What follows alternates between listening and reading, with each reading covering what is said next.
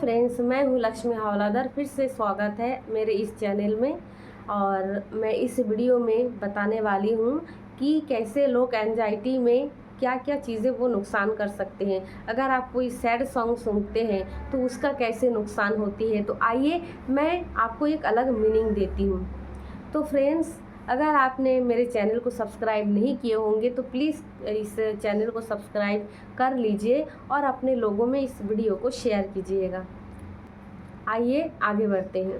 Friends, जब भी हमारे लाइफ में कोई स्ट्रेस होती है, कोई ट्रॉमा था किसी के साथ एंजाइटी है। एंजाइटी तो हर 99% लोगों के अंदर एंजाइटी है, इसको कोई नकार नहीं सकता।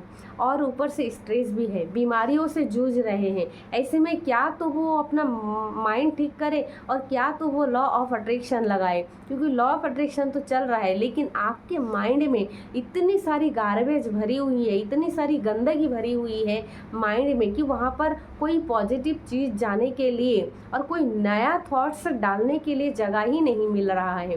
क्योंकि आप याद रखिएगा फ्रेंड्स, आपके माइंड में 86 बिलियन न्यूरॉन्स और 60 ट्रिलियन सेल्स हैं।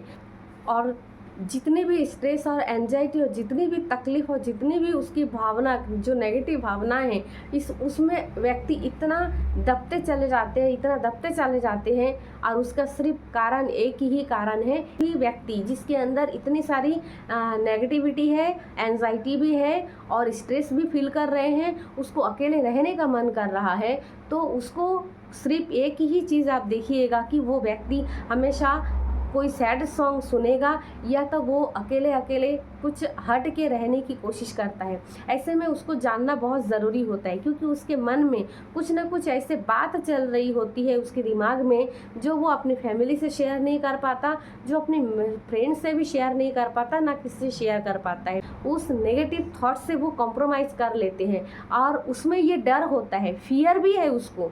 कैसे फियर है देखिए, उसको फियर इस बात का है कि अगर उसके बात, मतलब ऐसा कोई बात है जो वो बोल नहीं पा रहा है, जो अंदर की बात है वो सामने वो एक्सप्रेस नहीं कर पा रहा है, तो ऐसे में उसको डर है कि अगर कोई ऐसी बात है जो उसके लिए अच्छा नहीं है या किसी के लिए अच्छा नहीं है, या उसको थोड़ी बहुत ऐसा लग रहा है, तो उसको ऐसा लग सकता है कि अगर मैं ये बात बोलूँगा या बोलूँगी तो हो सकता है मेरे फैमिली वाले मुझे नकार दें, हो सकता है ये दुनिया के लोग क्या कहेंगे, मेरे फैमिली क्या कहेंगे, मेरे दोस्त क्या करेंगे। मतलब उसको खुद की चिंता नहीं रहती, वो और लोगों की चिंता करते रहते हैं।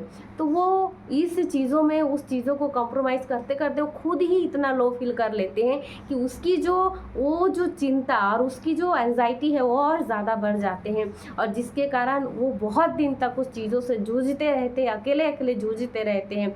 और ऐसे में वो बहुत लंबी समय तक एक ब्लॉकेज पैदा होती है, जहाँ से बॉडी में वो धीरे धीरे बीमारी का रूप ले लेते हैं। और ये आपको मैं बताऊं कि एक बात याद रखिएगा फ्रेंड्स, वही चीज़ आगे जाकर एक बहुत बड़ी बीमारी का कारण बन सकता है। बात आती है कि इससे हम छुटकारा कैसे पाए, कैसे हम उस चीज़ों को एक्सप्रेस कर पाए।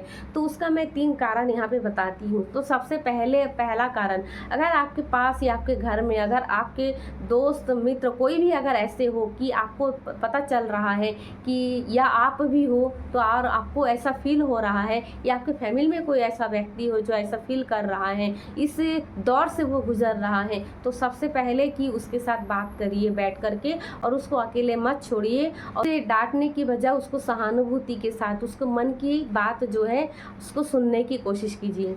दूसरी बात यह है कि अगर वो व्यक्ति आपको बोलते हैं और अगर नहीं भी बोलते तो उसको बस इतना समझा दीजिए कि तुम्हारे मन में जो बात है, तुम उसे एक पेन लो, एक पेपर लो और उसमें अपनी बातों को पूरा लिखो, जो आप शेयर नहीं कर पा रहे हो, जो आपको लग रहा है कि इसे शेयर करने से शायद आपको लोग नहीं समझेंगे, या आपको लोग शायद गलत मान लेंगे, या आपको खुद गिल्ट महसूस होगी अगर उसने कुछ ऐसे काम किया होगा। तो उनको बोलो कि आप एक कागज़ लो और एक पेन लो, उसमें सारा चीज़ें आप लिखो, और लिखने के बाद उस कागज़ को वो जला दे, उसको देखने की कोई ज़रूरत नहीं है।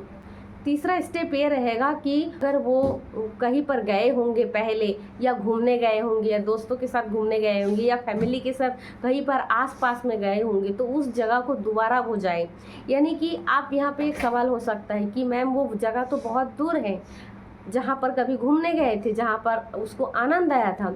तो ऐसा नहीं, ऐसा तो कोई ना कोई जगह होगी, या तो आपके घर में कोई रूम, या तो आपके छत के ऊपर में कोई ऐसा पल होगा जिस पल में बहुत खूबसूरत पल होगा, जिस पल में आपको बहुत अच्छा महसूस हुई होगी, या आपके आजू बाजू में, या आप जहाँ पे रहते हैं, हो सकता है कि आपके 1 किलोमीटर के दायरे में कोई गार्डन हो, या थोड़ी सी 10 कदम 50 कदम आगे कोई ऐसा गार्डन हो जहाँ पर आप कभी गए हो, और वहाँ जाकर के आप कभी कूदे हो, कभी अपने दोस्तों के साथ मस्ती किए हो। उस जगह में दोबारा आप जाइए और जाके उस चीज़ों को फील करिए। जब आप वहाँ पे जाएंगे तो ये एक बात का आपको ख्याल रखना है कि वहाँ पर आप पैदल जाएंगे। आप घर से पैदल जाएंगे और पैदल पैदल जा कर के आपको जाते समय बहुत बुरा फील होगी, होने दीजिए। बुरा फील होगी तो होने दीजिए, वहाँ पे जाइए और उस जगह पर जाकर के चीज़ों को याद करना पड़ेगा आपको कि क्या क्या हुआ था। वो नेगेटिव नहीं होने चाहिए।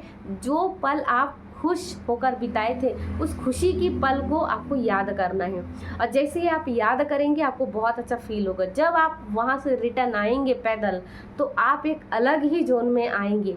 घर में आने के बाद आप फ्रेश हो जाएंगे, यानी आप हाथ पैर धो लीजिए, मुंह धो लीजिए, और उसके बाद आपको वो काम करना है जो सबसे महत्वपूर्ण काम है, जो एकदम एकदम अर्जेंट काम है। उस काम पे आप हाथ दीजिए। देखिएगा वो आप अलग ही जोन में होंगे, और आपका जो माइंड है वो बहुत एक्टिव हो जाएगा, और उसके बाद आप उस काम को जब करने लगेंगे तो आपको मन भी लगेगा और आपको बहुत उत्साह महसूस होगी। आप आराम से उस काम को कर पाएंगे। फ्रेंड्स, इन 3 स्टेप को फॉलो करके आप अपने लाइफ को बेहतर कर सकते हैं। और अगर आपके जानकारी में कोई ऐसा है, आपके मित्र, फ्रेंड, या आपके बच्चे हैं, या आप खुद भी होंगे, तो आप इस चीज़ों से आप बच सकते हैं, आप खुद को बचा सकते हैं।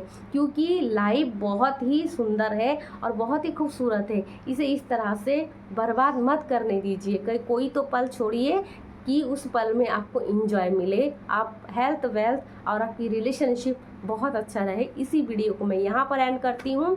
इसे ज़रूर शेयर कीजिएगा और किसी के भला करने के लिए।